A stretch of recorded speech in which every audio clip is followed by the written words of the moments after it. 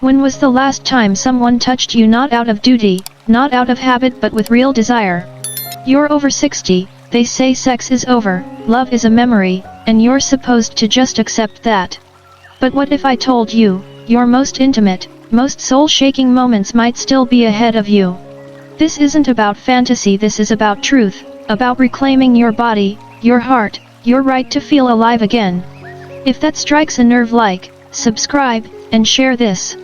Because we're about to talk about everything they told you to stay silent about: fire, sex and aging gracefully, why intimacy still matters after 60.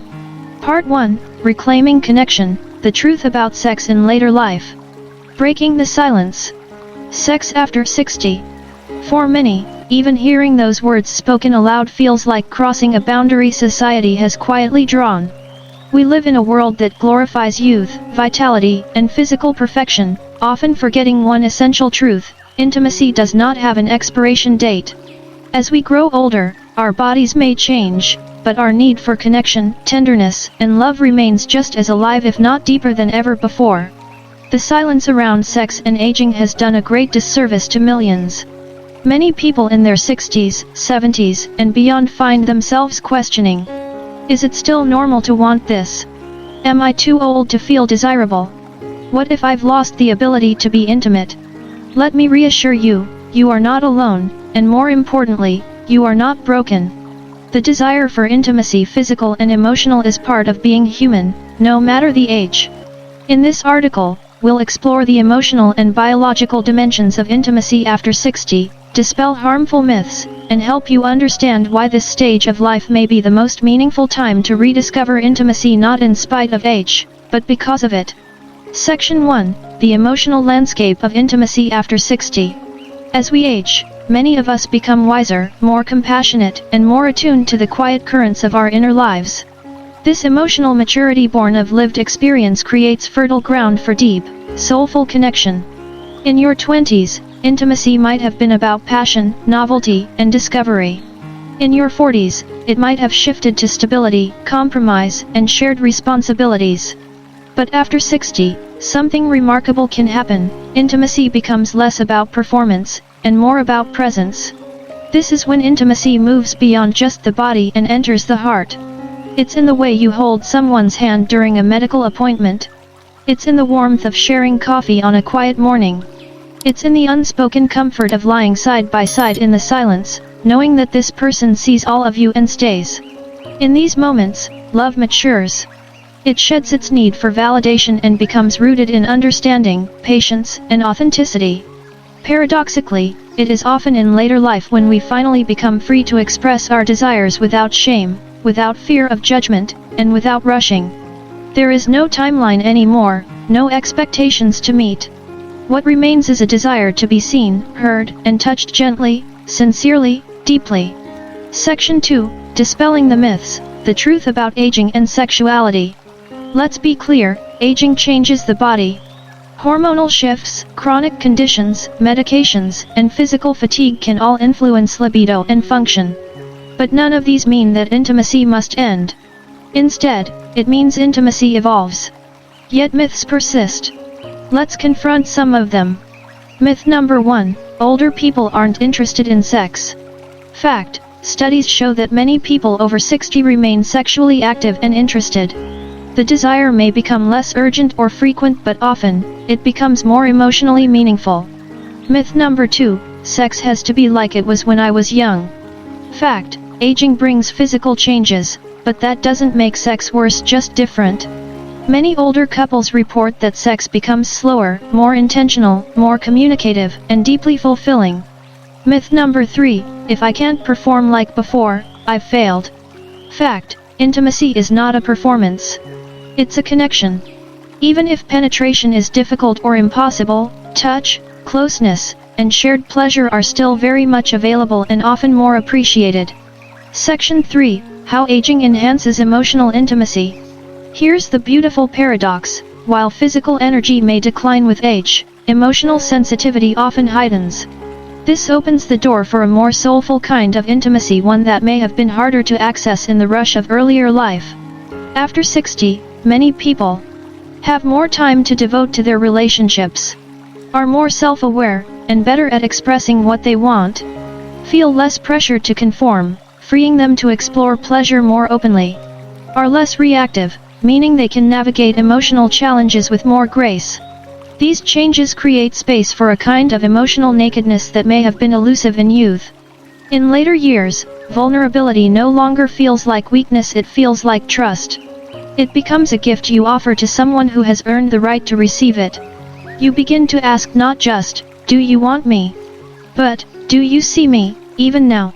And when that answer is yes, when someone sees you, touches you, and holds you in your full humanity, wrinkles and all, it can be more profoundly satisfying than any experience of youth. Section 4, Loneliness versus Longing, Why the Need for Connection Deepens. Another truth we often avoid speaking about: aging can be lonely. Children move away. Friends pass on. The world may begin to feel faster and less familiar. In the quiet of these transitions, the desire to be touched, to be seen, to be held, becomes even more essential. But here's the thing: longing is not something to be ashamed of. Longing is a signal of the heart's vitality. To desire intimacy at 60, 70, or 80 is not desperate, it's courageous. It's an affirmation that despite the losses, your spirit remains tender and alive. To want to be close to someone is not a weakness, it's a strength. Unfortunately, too many people let this longing turn into shame. They believe it's inappropriate, unrealistic, or selfish. They stop expressing affection. They stop initiating. They begin to believe they are no longer worthy of closeness. But nothing could be further from the truth. Your worth is not tied to your youth. It is tied to your capacity for love, and that does not wither with age. Section 5, Redefining Intimacy, Beyond Intercourse. Another key to reclaiming intimacy in later life is redefining what it actually means. For too long, sex has been narrowly defined as intercourse, but in truth, intimacy is a vast and beautiful landscape. It includes holding each other for long minutes without needing to speak, massaging tired hands or feet with care and attention, sharing stories from decades past and feeling your partner truly listen, kissing softly, slowly, with no destination in mind, laughing together in bed because you've both forgotten what you were doing and realizing that's okay. These acts may seem simple, but they are profound. In a world that tells us we must always strive, perform, and impress, being able to rest fully in the arms of another without fear or shame is revolutionary. For many couples, this redefinition saves their relationship. It removes pressure. It creates space for exploration. It allows intimacy to become what it was always meant to be, a joyful communion of two people, exactly as they are. Closing reflection: there is no expiration date on desire. If there is one truth I hope you carry from this reflection, it is this: you are never too old to be loved. You are never too old to give love. And you are never too old to enjoy the sacred gift of intimacy. Aging may bring limitations, but it also brings wisdom, tenderness, and depth. And perhaps the most beautiful kind of intimacy is the one that arises not from urgency or youth but from trust, patience, and genuine connection. So if you're over 60 and still feel the desire for closeness, do not shrink back. Let it be a sign of your aliveness. Let it be your invitation back into your body, into your relationship, and into the quiet joy of simply being human fully, deeply, and with love. It's never too late to reconnect. In Part 1, we explored the emotional and psychological truth that intimacy after 60 is not only possible but often richer, more soulful, and more meaningful than ever before. Now, let's talk about the how. How can you cultivate a deeper connection with your partner in this stage of life? What if physical limitations have changed what intimacy looks like? And what if you're starting again after divorce, after loss, or after years of emotional distance? This isn't about going back to the way things used to be. It's about discovering something new, something more attuned to who you are today. Because sex and intimacy after 60 isn't a continuation, it's a reinvention. In this part, we'll explore realistic, respectful, and emotionally intelligent ways to rekindle intimacy in later life, whether with a long-term partner or someone new.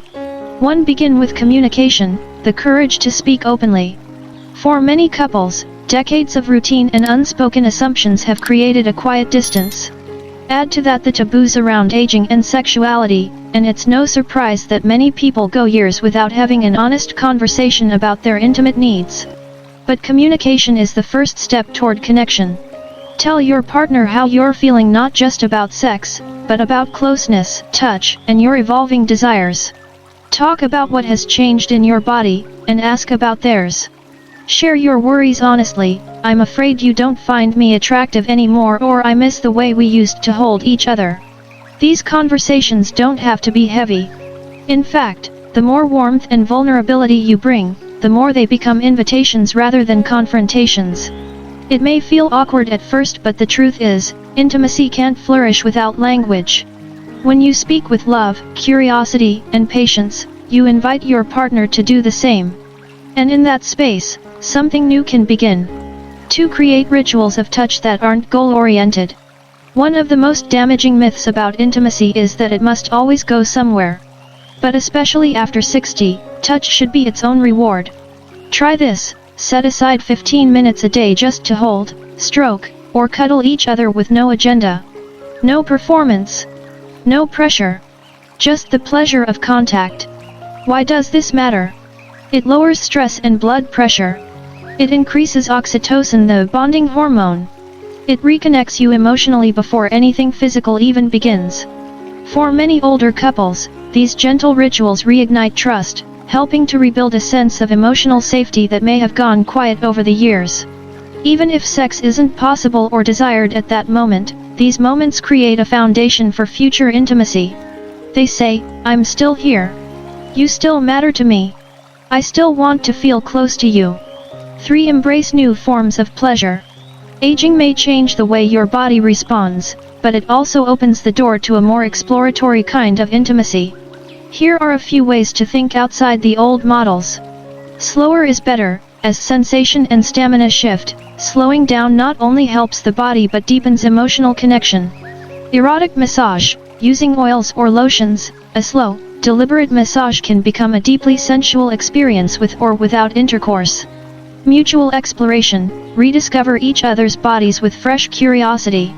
What once worked may not anymore, but something new might surprise you. Sexual aids. There's no shame in using lubricants, vibrators, or other tools.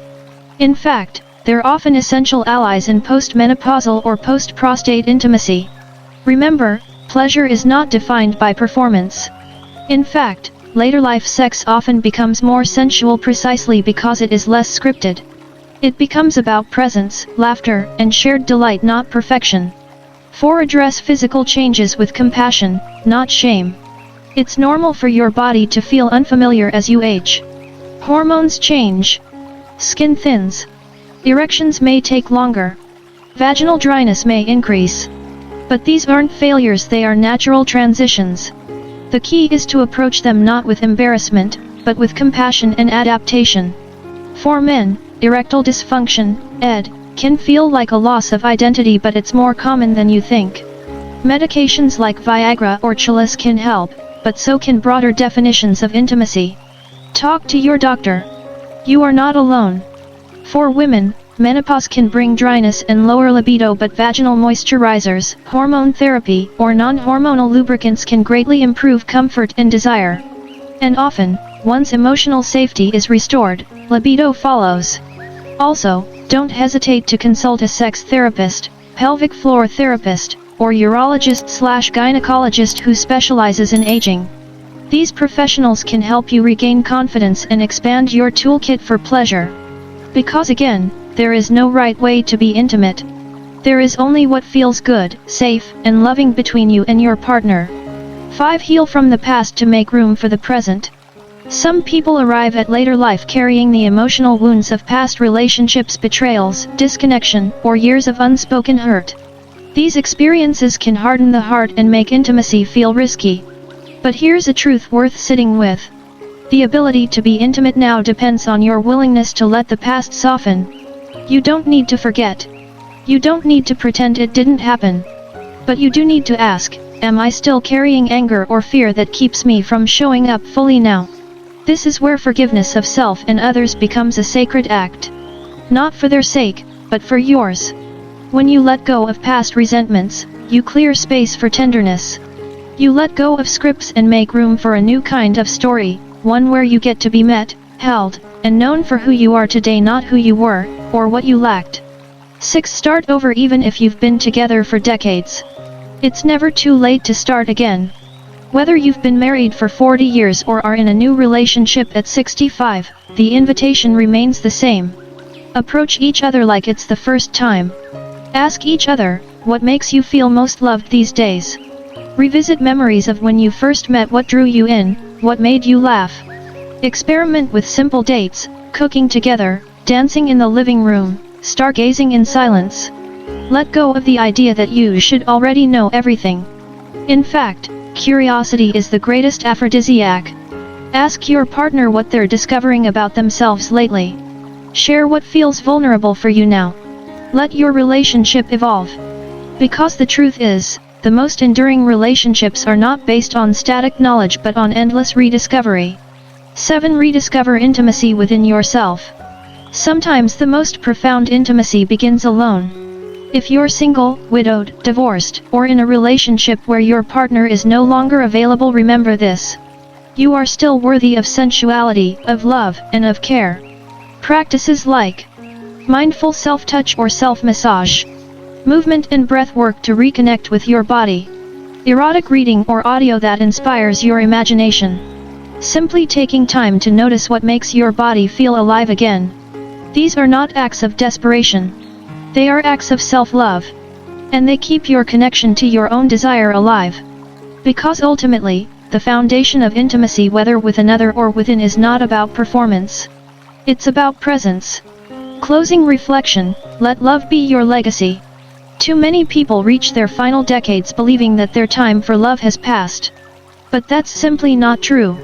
In fact, intimacy after 60 may be the most honest, most soulful chapter of all, because now, you know what matters.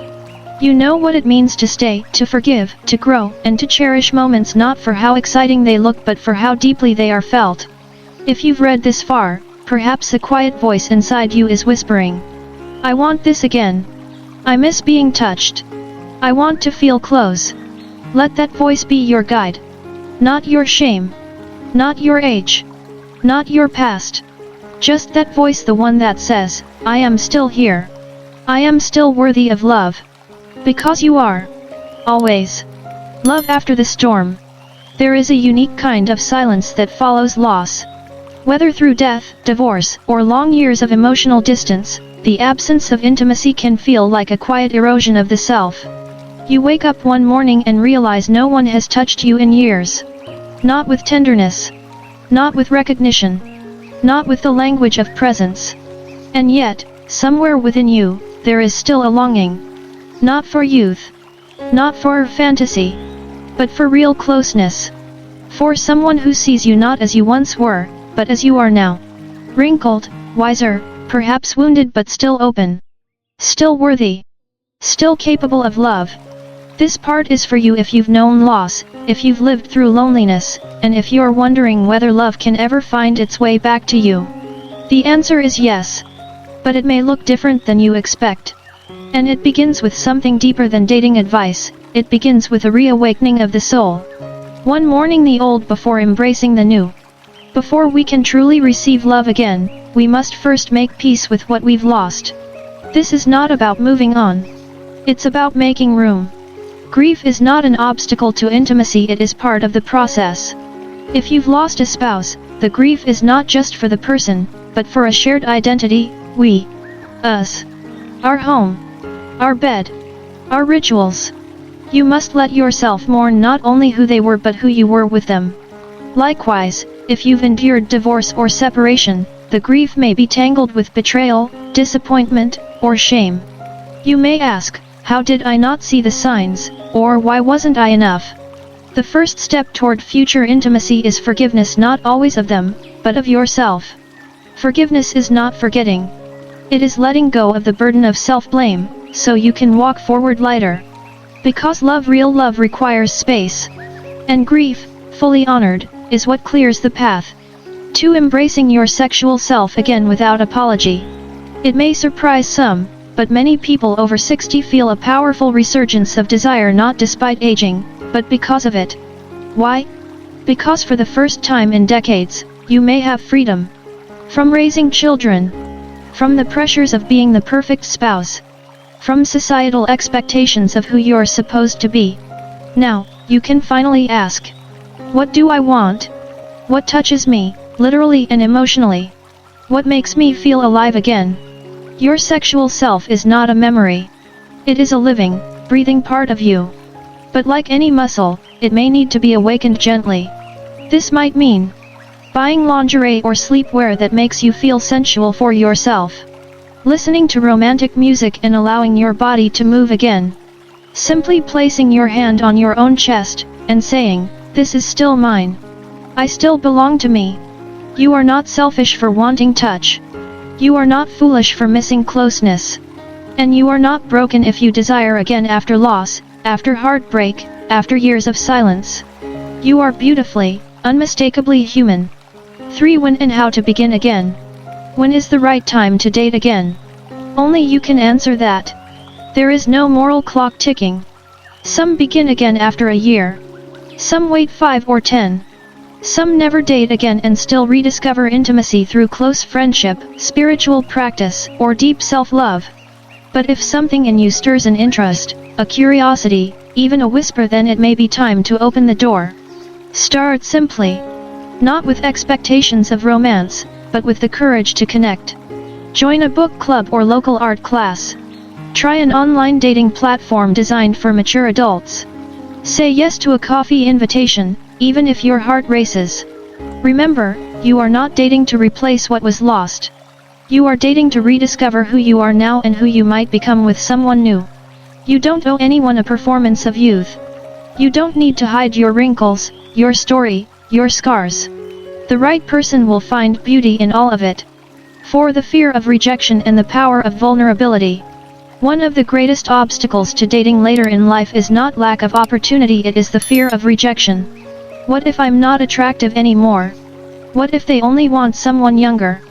What if I open my heart, and they don't feel the same? But here's the truth.